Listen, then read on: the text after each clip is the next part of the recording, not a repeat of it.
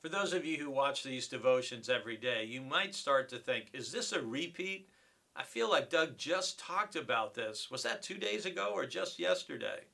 But I very intentionally chose Hebrews chapter 10, verse 10, because I'm trying to make a point.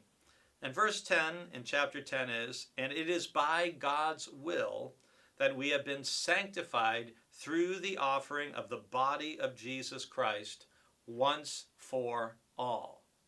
Now, those of you who are really listening closely, and I know that's all of you, you are recognizing, now wait, this feels like the third day in a row, the third time in a row that Hebrews is using this idea, once for all, once for all, once for all. And that's because it does.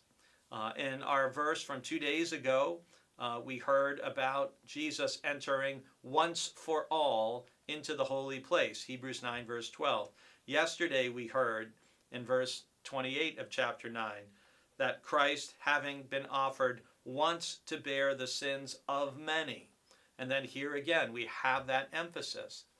Well, why do you think Hebrews would mention 3 times in the span of barely a chapter and a half this once for all, once for all, once for all?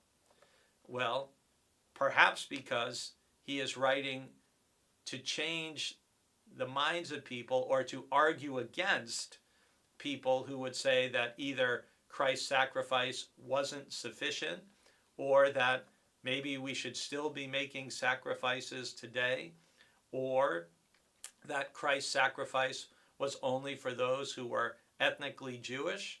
And what we hear in chapters 9 and 10 is no, no, no, no. Jesus' sacrifice is once for all, once for all. And yesterday, Hebrews added to that, picked up the concept of the second coming. And today, in chapter 10, verse 10, we get this additional wording through the offering of the body of Jesus Christ once for all. Because we know that one of the early church heresies was that Jesus wasn't actually in a human body, that it just seemed like he was in a human body, but he really wasn't. This was an early heresy. And Hebrews is saying, no, that's wrong. It was through the offering of the body of Jesus Christ once for all that Jesus was, we believe, God in human form. He had a physical body just as we do. And so here Hebrews is countering the idea that Jesus wasn't really human. He was, and he gave himself for you.